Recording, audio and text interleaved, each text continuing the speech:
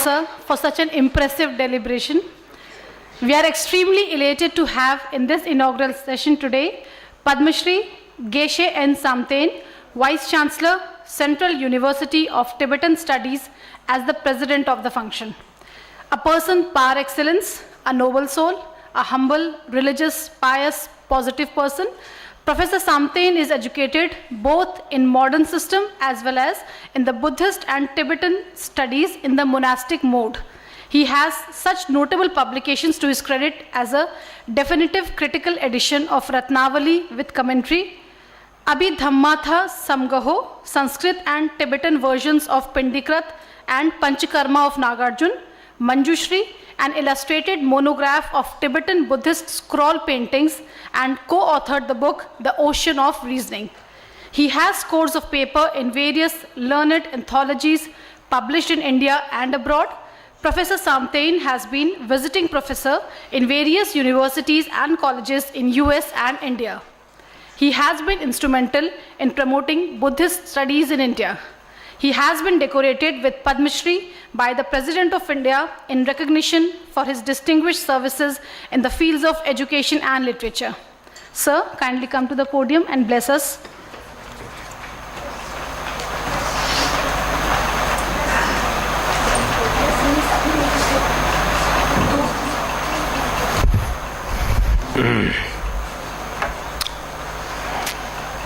Dignitaries on the dais, the participants and friends. Your fourth international conference on spirituality and skill for leadership and sustainable management. It is very important to address these issues. There are four components. One is spirituality, the other is skill, and then there is leadership, and then there is sustainable management. We have to see these components carefully. Then only the whole thing can make sense. We have to see that management is really a big issue in our life. Right from the beginning of human existence.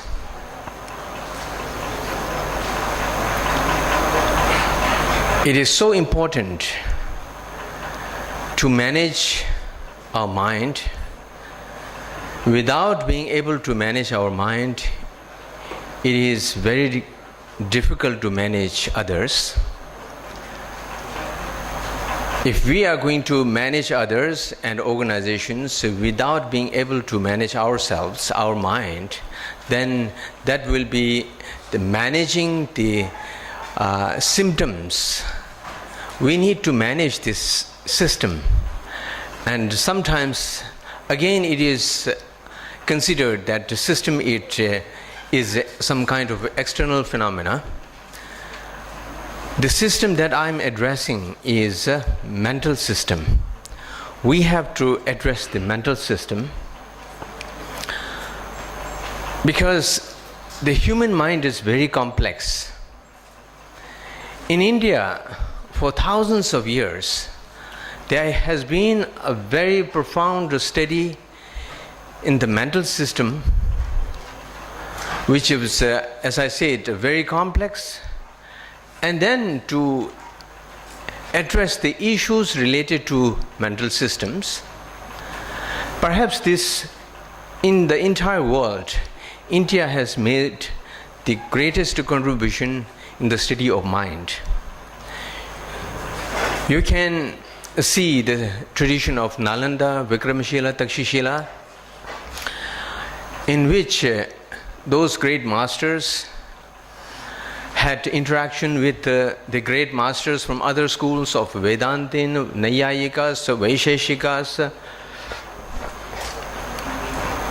Jainas, and there was a very rich exchange and interaction among these schools. in India, which again cannot be seen elsewhere in the global history. So therefore, we need to recognize the richness of Indian civilization and Indian knowledge system.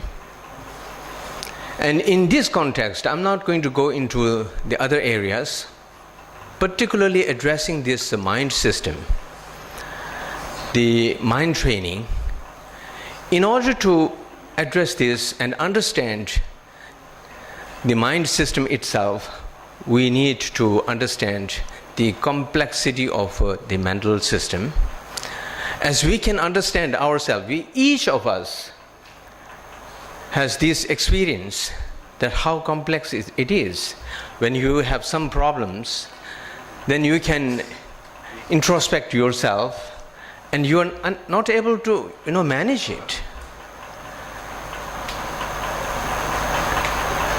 You're not able to manage it, but you try to give some symptomatic treatment to it. And those people who are able to manage it at the systemic level, they are able to come out of the problem,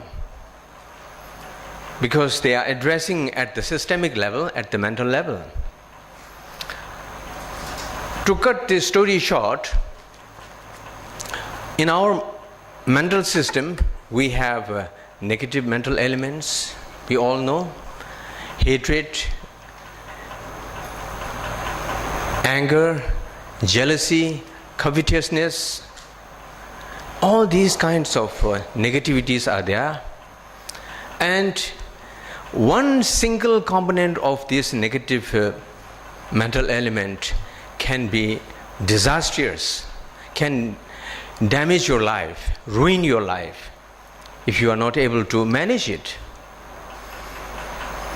So at the same time, we have positive minds like compassion, brotherhood, loving kindness, warm-heartedness. This is also another aspect of human life. There is again another richness. Now we have two aspects within our own mental system. Now it depends on the individual person how much the person is able to identify these things. Therefore, the component of discernment is extremely important. Discernment, right? Once you are able to discern which is the virtuous mind, which is the non-virtuous mind, and negative mind, then we need to work on this. There is a whole tradition of mind training in Indian psychological system and spiritual system, and we have to apply this. Now here comes the role of spirituality. Spirituality is not something just to go to the temple and make some offerings and to put your forehead on the floor of the temple and then feel that I have done my today's spiritual deed. That is absolutely insufficient. Spirituality, according to all of the religious system, is to have a kind-heartedness and not to engage into negative actions.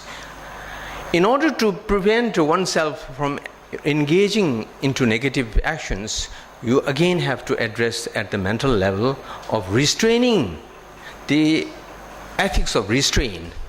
Ethics of restraint is nothing but to control your negativities. Just simply controlling your negativities is not sufficient, but you have to understand how to address this. For example, not to tell lie, right?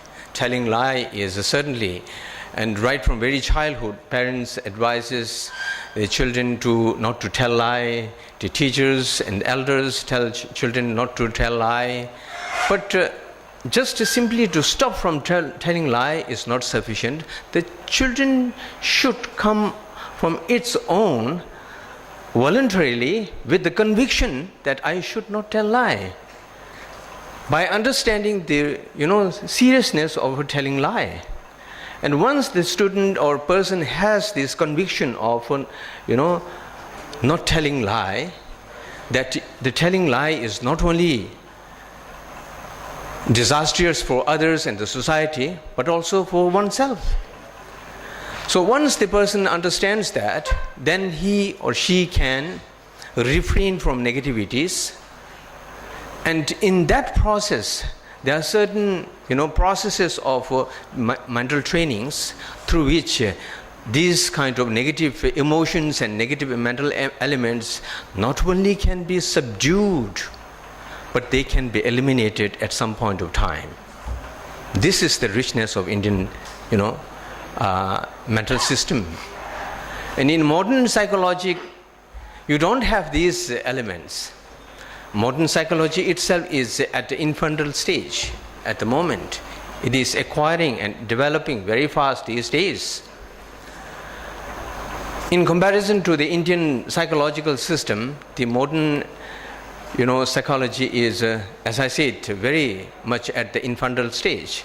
But it is developing very fast with a good and strong growth.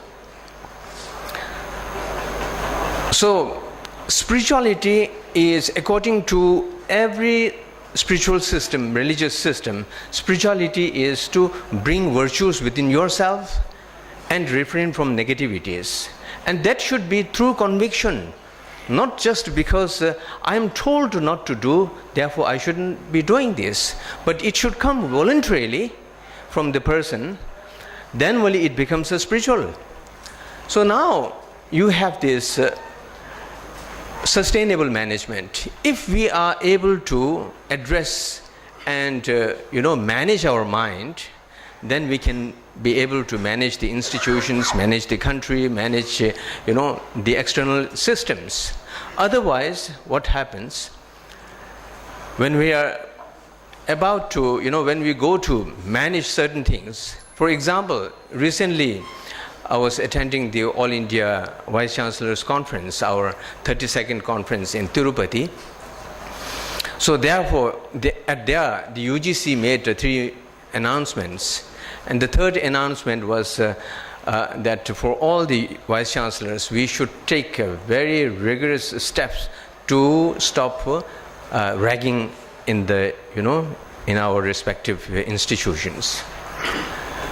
So we were discussing that ragging is, if we say that if ragging takes place, the students will be punished severely, and they can be even rusticated from the university and blah blah blah. I said that this is a symptomatic treatment. What we should really have is a systemic treatment. In my university, ragging is an unheard phenomena. And when I told to our, the colleagues that in my university, the elder students of MA and bachelor, second, third years, they serve and give orientations for the fresh students, incoming students of the first year. They organize, the students themselves, the university officially do not organize this, the students themselves organize. They give training, they give talks, and they serve foods for the newcomers. And the elders become counselors for the juniors.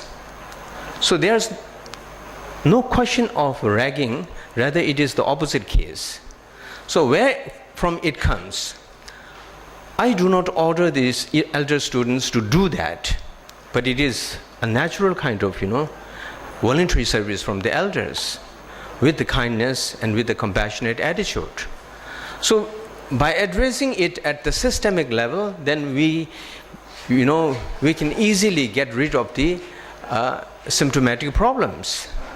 So what I'm trying to say here is management, then only when we have the management at the systemic level, then we can have a sustainable management.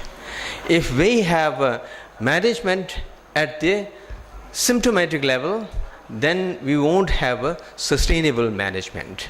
So I don't want to go further into more details, but since many of you are here and who are going to be either already in corporates and associated with management, I would like to suggest that it is extremely important for ourselves to manage our mind.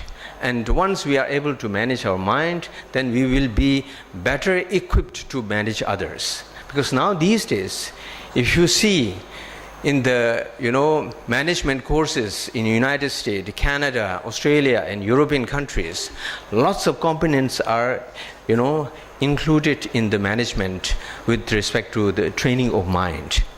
And training of mind has become a part of management courses, and in the the neuropsychology and neuroscience, this has proven to be a very effective kind of training for people, and not only for corporates and those who are associated with the management, but individuals who are not able to manage their mind and have lots of problems. We have tons of problems with every individual beings.